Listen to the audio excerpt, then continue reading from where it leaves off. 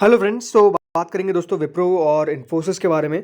विप्रो में दोस्तों आज हमको एक बहुत ही शानदार तेज़ी देखने को मिली। ऑलमोस्ट शेयर 5% तक चलता हुआ नजर आया है पिछले 5 दिनों के अंदर। आप देख सकते हैं विप्रो के अंदर ऑलमोस्ट 9 से 10% की हमको तेज़ी देखने को मिल गई है।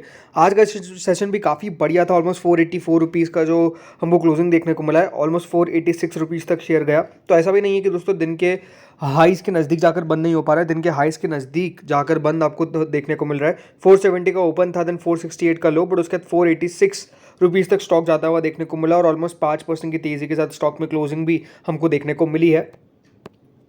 वही इन्फोसिस भी दोस्तों अगर आप देखेंगे तो आज ऑलमोस्ट 4% से ज़्यादा चलता हुआ नजर आया है। 1531 पर क्लोजिंग देखने को मिली। आज का हाई 1539 का था।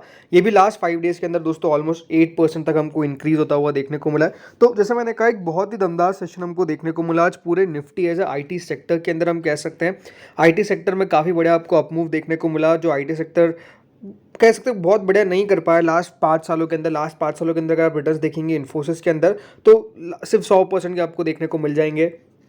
एंड वही हाल विप्रो के अंदर देखेंगे तो और भी खराब देखने को मिलेगा। पिछले 5 सालों में ओनली 62% ही शेयर चल पाया। तो आप देख सकते हैं कि जो IT सेक्टर है वो कुछ खास नहीं कर पाए। ये शेयर्स कुछ खास नहीं कर पाए, इन्वेस्टर्स की वैल्यू को कुछ ज़्यादा बड़ा नहीं कर पाए, और हम कह सकते हैं पिछले 5 सालों में कुछ खास रिटर्न्स हमको देखने को नहीं मिले। लेकिन अब माना जा रहा है कि दोस्तों IT सेक्टर बढ़िया कर सकता है। अब इसके पीछे का रीज़न क्या है आपको ये बताता हूँ। अब एक्सपेक्टेशंस है कि दोस्तों यहाँ पर जो IT सेक्टर है वो हो सकता है कि चंद्रबाबू नायडू की पार्टी को मिल जाए। अभी बात ध्यान रखिएगा, ये माने जाते हैं जो टेक्नोलॉजी के अंदर इन्वेस्ट करते हैं और इनको ही क्रेडिट मिलता है। जो हैदराबाद को इन्होंने पूरा टेक्नोलॉजी हब बनाया, ये इन्हीं के कारण ऐसा देखने को मिला। उनके पार्टी भी देखेंगे तो लार्जली वेलफेयर ओरिएंटेड मैनिफेस्टो है, जिसमें मेंशन है कि वो किस तरीके से आर्टिफिशियल इंटेलिजेंस को इनकरेज कर सकते हैं। और लार्जली ये एक एग्रेरियन स्टेट है। और 2024 के अंदर दोस्तों जो इनकी पार्टी है Telugu Desam party could have one more thrust with technology with the coastal state of Andhra Pradesh potentially emerging as a new manufacturing destination। तो आप समझ सकते हैं कि देखिए इनका माइंडसेट कैसा है।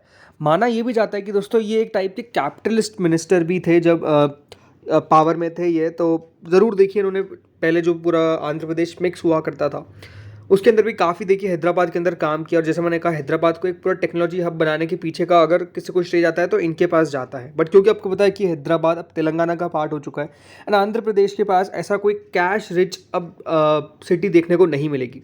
बट अभी मानते हैं कि यहाँ से वो डेवलप करते हुए नजर आएंगे फिर से और नया।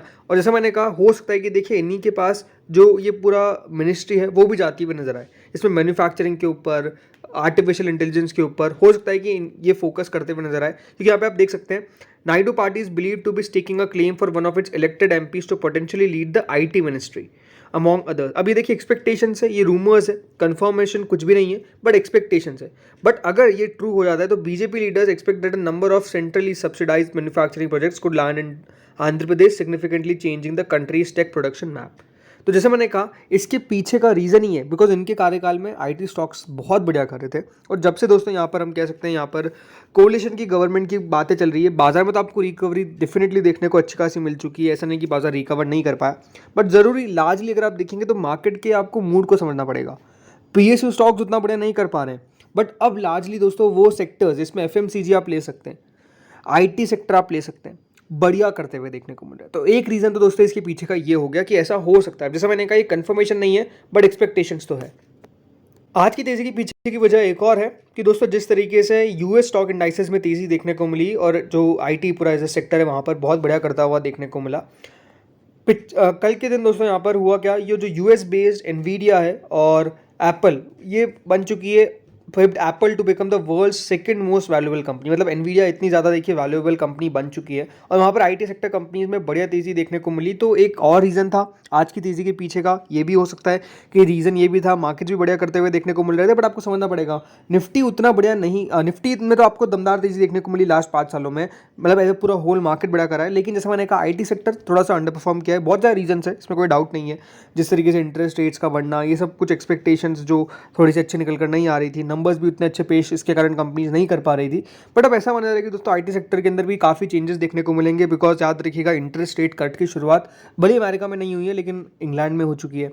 आज ज़रूर दोस्तों मॉनेटरी पॉलिसी थी और मॉनेटरी पॉलिसी में देखा जाए तो बाजार ने कोई नेगेटिविटी तो नहीं ली, बट ये भी नहीं कि हमको कोई संकेत मिलते हुए नजर आ रहे कि कब जाकर जो इंटरेस्ट रेट है वो कट होंगे। ये सब चीज़ें वेट हमको करनी पड़ेगी। पर जैसे मैंने कहा, ये आप मान के चल सकते हैं कि जो पिछले 5 साल आईटी सेक्टर के रहे जितने अच्छे नहीं रहे उतने अच्छे, मैं कह सकता हूँ उससे ज़्यादा अच्छे रहते हुए नजर आएंगे, इस प्रकार की एक्सपेक्टेशंस है। अब दोस्तों विप्रो, हम बात करते हैं इन्फोसिस के ऊपर। तो देखिए विप्रो में आज की तेजी के पीछे का एक और बड़ी वजह जो थी वो था जो दोस्तों कंपनी को एक कॉन्ट्रैक्ट अवार्ड हुआ है। ऑलमोस्ट $500 मिलियन की डील है जो लीडिंग यूएस कम्युनिकेशन सर्विसेज के साथ कंपनी ने ये डील सील करी है। Wipro shall provide manage services for some products and industry specific solution said the IT firm in a stock exchange filing. तो बेसिकली कंपनी की तेजी के पीछे की वजह ये भी थी बिकॉज कंपनी को करीबन $500 मिलियन की जो डील है वो बेसिकली हाथ लगी, जिसके कारण स्टॉक में तेजी देखने को मिली। देखिए विप्रो के नंबर्स देखा जाए तो ठीक है, अभी बहुत ज़्यादा शानदार तो हमको देखने को नहीं मिलेंगे, तो फंडामेंटली थोड़ा सा वीक दिख रहा है। बट जैसा मैंने कहा उसके पीछे का रीज़न है because IT as a sector ही काफ़ी ज़्यादा डल हमको देखने को मिला है। देखिए सिचुएशन जैसे जैसे चेंज होगी ये स्टॉक्स बढ़िया करेंगे। आपको पता ही है, देखिए लॉन्ग टर्म में ये अपने आप में बड़े बड़े वेल्थ क्रिएटर्स रहे। इसीलिए दोस्तों जैसे मैंने कहा, अगर आप पिछले 1 साल के अंदर देखेंगे तो स्टॉक तेजी से नीचे गए, लेकिन अब एक ऐसा लग रहा है कि एक रिकवरी देखने को मिल रही है, एक तेजी देखने को मिल रही है।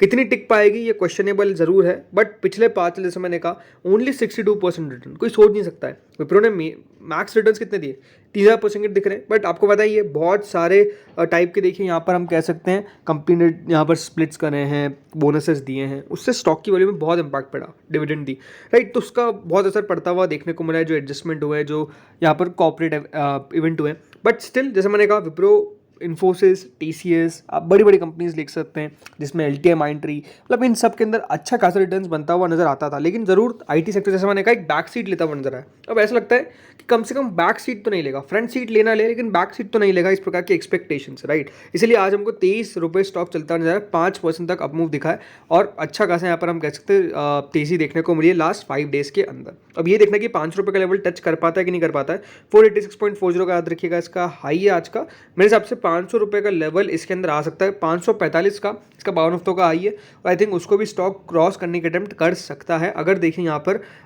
आईटी सेक्टर बढ़िया करता है। वही बात करें दोस्तों इन्फोसिस के ऊपर, तो इन्फोसिस में भी आज अच्छा सेशन था। जैसे मैंने कहा पिछले 5 दिनों के अंदर ये 7-8% हमको चलता हुआ नजर आया। तो जैसे मैंने कहा इस सेक्टर के ऊपर नज़र तो है ना, बाजार की नज़र तो है और बाजार बढ़िया भी करता हुआ नजर आ रहा है। स्पेसिफिकली इन सेक्टर्स की बात कर रहा हूँ। देखिए यहाँ पर सिंपल सी बात है, इन्फोसिस की अगर मैं करता हूँ बात, तो कंपनी बुरी तो नहीं है, तो सभी जानते हैं। और जैसे मैंने कहा वेल्थ क्रिएटर्स की बात अगर आप लेते हैं तो इन्फोसिस आर वन ऑफ दो स्टॉक जिसने काफ़ी अच्छी वेल्थ बनाई है। बट पिछले 5 साल ये भी देखिए म्यूटेड रहा है। अब मेरे हिसाब से देखिए यहाँ पर हो सकता है कि चलने की बारी आ चुकी है इन सब शेयर्स की, जहाँ पर आपको एक रुकावट देखने को मिली, मैं ये कहूँगा। लेकिन हाँ, ये रुकावट हमेशा के लिए तो नहीं है। अगर दोस्तों यहाँ पर हम यूएस में फेड रेट कट की तरफ बढ़ते हुए नजर आते हैं तो आई थिंक ये जो शेयर्स होंगे ये भी उस पर रिएक्शन देंगे। तो आई थिंक जैसे मैंने कहा यहाँ पर एक चेंज ऑफ टाइम देखने को मिल रहा है, राइट। चेंज ऑफ टाइम कैसा है कि यहाँ पर अब चीज़ें थोड़ी सी सुधरती हुई नजर आएगी, इस प्रकार की एक्सपेक्टेशंस है, ये साफ दिखता है।